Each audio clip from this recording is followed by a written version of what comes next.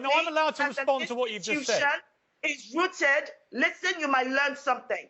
What about the behaviour of Harry and Meghan, who are spray gunning his family on global television as Philip lies in hospital? You might laugh. I don't think it's funny. I think it's piling hurt on the Queen, who is already suffering greatly from her husband's illness. I wish to respond to that. What I don't think is funny, I'll tell you what I don't think is funny. It's the fact that you are such a disappointment. I wish to God one day you would even surprise me. You constantly use your platform as a wealthy, white, privileged man with power and influence to what a load of nonsense, honestly. The bigoted, what a load of race-baiting nonsense. And the misogynist attacks on Meghan Markle. And you do it so shamelessly. We have done more on racial issues on this show than any other show on television. You're talking... Shola, you can keep shouting. That the royal family has any racist undertone or actions against the first biracial, simply because you're in love with the Queen? No, I think what you're doing now... You can love the Queen, but you should be able to call out actions done by the royal family when they've got it wrong. Yeah, I'm not going to let you trash the Queen. Sorry. Just not going to let you do it. Well, I'm not going to let you do it. You conveniently forget all of that to paint this picture that all was rosy and hunky-dory. Nonsense. And then you are lording over the Queen. Listen, by all means, let's applaud the Queen when she does something right. But when she does something wrong, we need to call her out. What does she do wrong? What does she do wrong? What kind of grandmother? Let me finish. What kind of grandmother will be so close to her grandson, Harry, but then not use her power and influence as Queen to protect them from the racist media coverage? What kind of grandmother will protect her own son, Prince Andrew, from the potential crime of raping a minor, but will do jack all to protect Harry and Meghan? Especially, I have no doubt that she would have heard about the suicidal thoughts and the help and support she needs.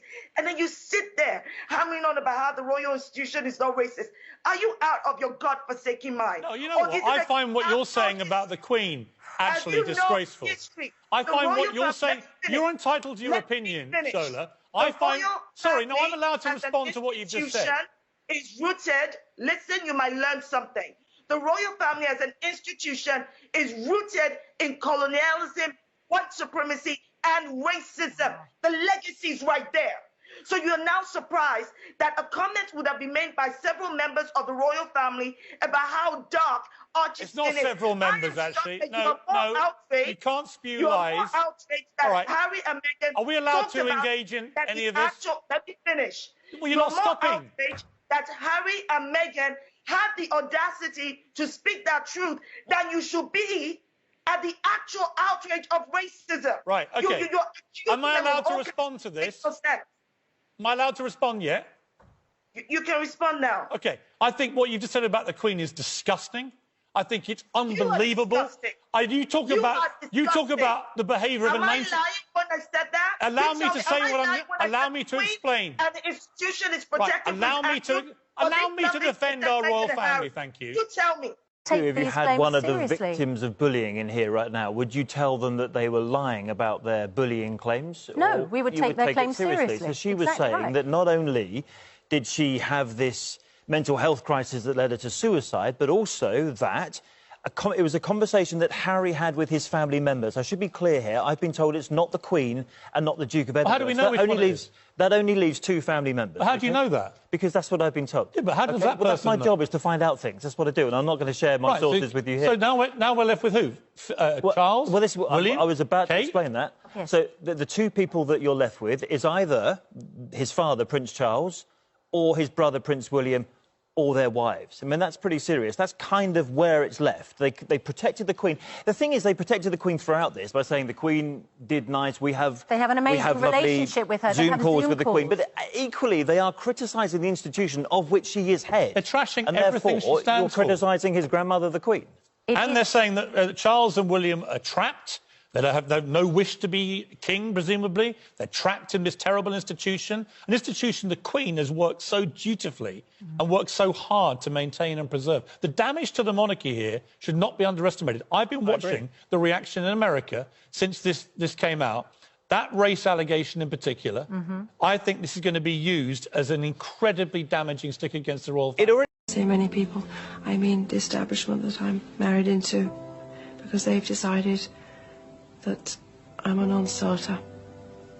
Why do you think they've decided that? Because I do things differently, because I don't go by a rule book, because I lead from the heart, not the head. And albeit that's got me into trouble in my work, I understand that. But someone's got to go out there and love people and show it.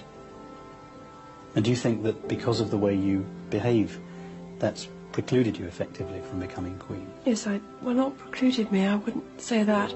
I just don't think I have as many supporters in that environment than I did. Yeah. You mean within the royal household? Mm-hmm. They see me as a threat of some kind. And I'm here to do good. I'm not a destructive person. Why do they see you as a threat? I think every strong woman in history has had to walk down a similar path, and I think it's the strength that causes the confusion and the fear. Why is she strong? Where does she get it from? Where is she taking it? Where is she going to use it?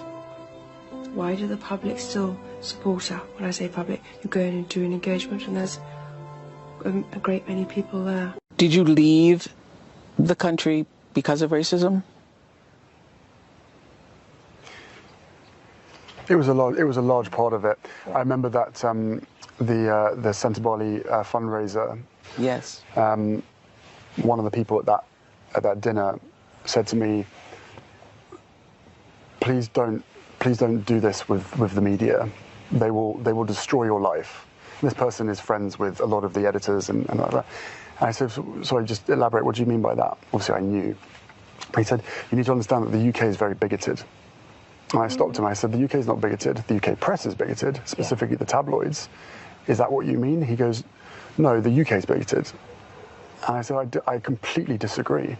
But unfortunately, if the source of information is inherently corrupt or racist or biased, then that filters out to the rest of society.